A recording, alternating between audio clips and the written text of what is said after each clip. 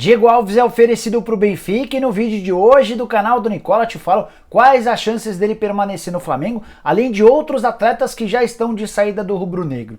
Tem informação importante a respeito de Juan Fran, que virou lateral titular do São Paulo nas últimas rodadas, tem novidades em relação a seu futuro. Vou falar ainda nesse vídeo a respeito do novo presidente do Vasco. Sim, já há uma definição, Jorge Salgado assumirá o clube a partir do mês de janeiro. E por último, mas não menos importante, tudo sobre os prêmios da FIFA. Lewandowski foi eleito o melhor do mundo.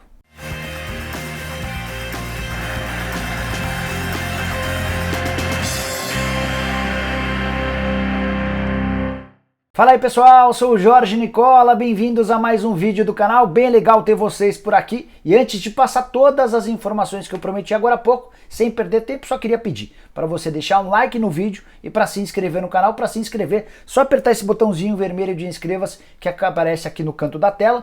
Quero começar o vídeo falando a respeito dos prêmios anunciados pela FIFA nas últimas horas, nessa quinta-feira, quem foram os melhores do mundo. Começar contando que Lewandowski, o centroavante polonês do Bayern de Munique, foi anunciado como o principal jogador da última temporada, quebrando uma longa sequência de Cristiano Ronaldo e Messi. O português e o espanhol vêm dominando esse prêmio desde 2008. Somente em 2018 o Modric, jogador do Real Madrid, conseguiu quebrar essa sequência e agora o Lewandowski em 2020 repete a dose, ficando à frente de Cristiano Ronaldo e Messi.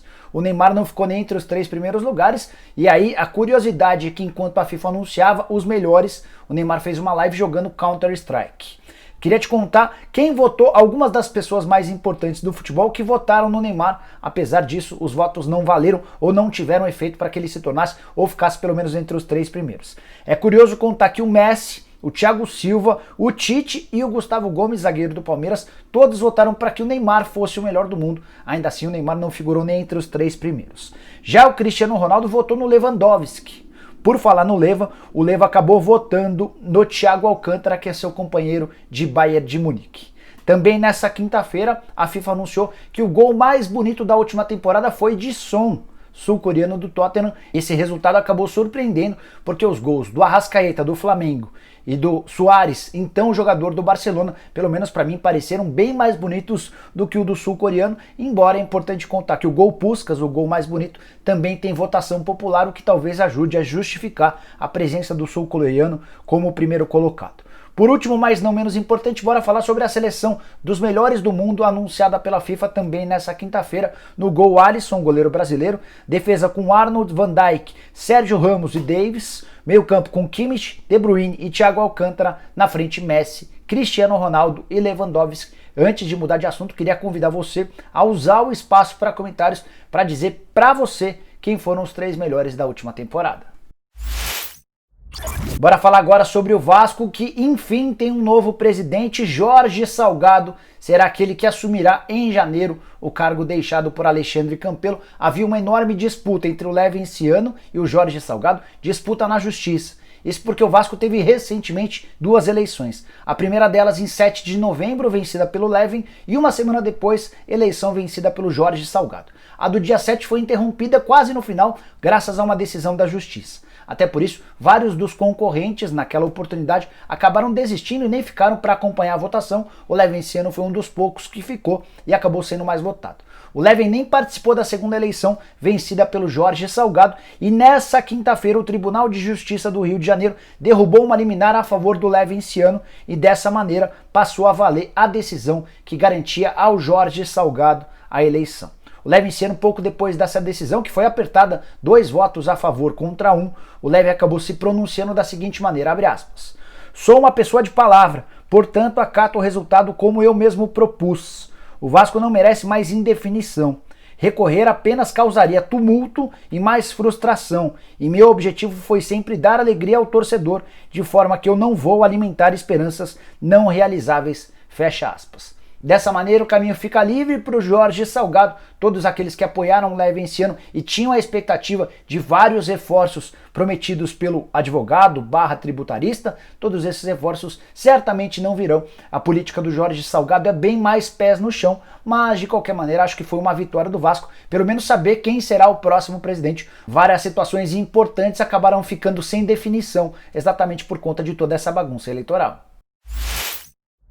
Uma das coisas que os torcedores do São Paulo mais me perguntaram por aqui e lá na minha conta no Instagram, no @JorgeNicola, foi sobre a permanência ou não de Juanfran para a próxima temporada. O contrato do espanhol com o São Paulo termina em 31 de dezembro. E antes de gravar o vídeo, até procurei o Júlio Casares para buscar um pouquinho mais de informações a esse respeito. E quero contar que é uma questão de dias para que o lateral direito tenha seu contrato prorrogado até 28 de fevereiro, permanecendo assim pelo menos até o fim da atual temporada. Você já sabe que o Campeonato Brasileiro e a Copa do Brasil foram esticados para os 2 primeiros meses do próximo ano por causa da pandemia do coronavírus. O São Paulo ainda joga nos dias 23 e 30 de dezembro desse ano pela Copa do Brasil. Se eliminar o Grêmio, vai fazer a final da Copa do Brasil somente no ano que vem. O mesmo vale para as rodadas finais do Campeonato Brasileiro. Então o Juanfran, mesmo com um salário alto e sem convencer como se imaginava, terá seu vínculo prorrogado por mais 2 meses. A definição a respeito do futuro dele, se ele fica para a temporada inteira de 2021, essa decisão vai ser tomada só um pouco mais para frente, a partir do desempenho dele e também do São Paulo nessas rodadas finais do Campeonato Brasileiro.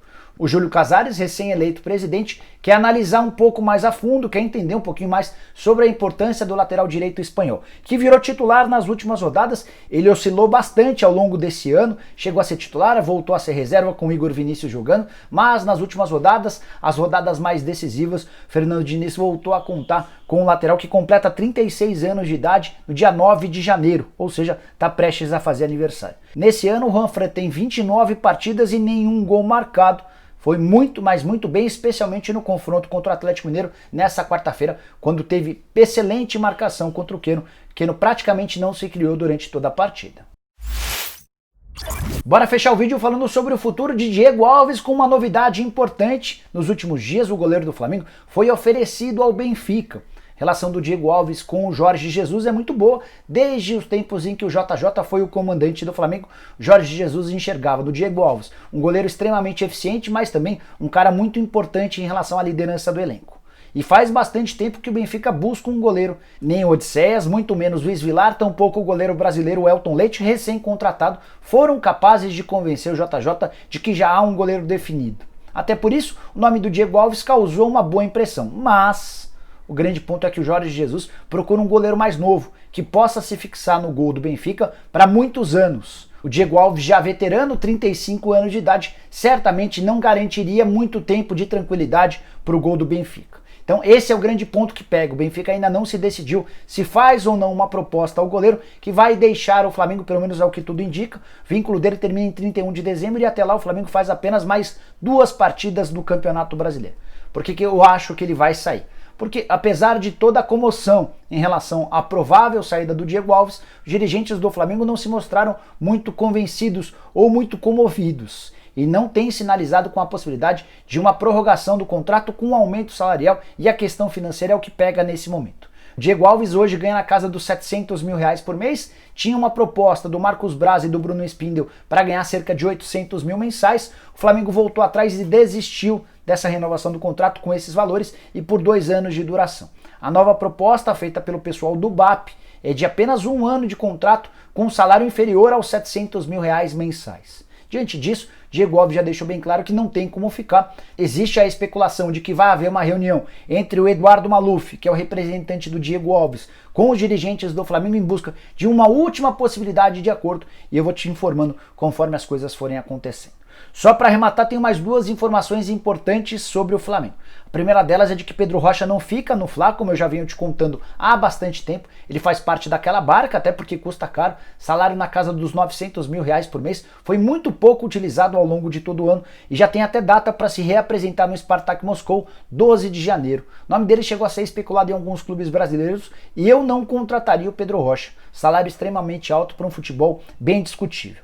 Já o Lincoln, que está sendo forçado a deixar o Flamengo, completou 20 anos de idade e a diretoria do Flamengo nem se prestou ao trabalho de dar os parabéns a ele pelas redes sociais, algo que é uma praxe com atletas do Flamengo e até com atletas que já deixaram o clube. Mas, em meio a essa queda de braço, os dirigentes do Flamengo forçando que o Lincoln peça para sair, que o Lincoln aceite uma das propostas que venham do exterior, nem houve esse parabéns de forma pública. Eu só lamento que esse tipo de coisa aconteça. O Lincoln tem uma história bem grande no Flamengo, apesar de não ter virado ou vingado no elenco profissional. O cara que passou por todas as categorias de base, era super bem falado, jogador de seleção brasileira de base. Na minha avaliação, merecia um pouco mais de carinho. Bom, pessoal, eram essas as informações que eu queria dividir com vocês na tarde dessa quinta-feira. Espero que vocês tenham curtido o vídeo e deixem um like por aqui. Quem ainda não se inscreveu no canal do Nicola, resolve esse problema agora mesmo. Só apertar esse botãozinho vermelho de inscreva-se, aproveita e aperta o sininho para receber notificações toda vez que eu fizer vídeo novo ou live. Fechado? Nos vemos assim que surgirem mais notícias. Tchau, tchau!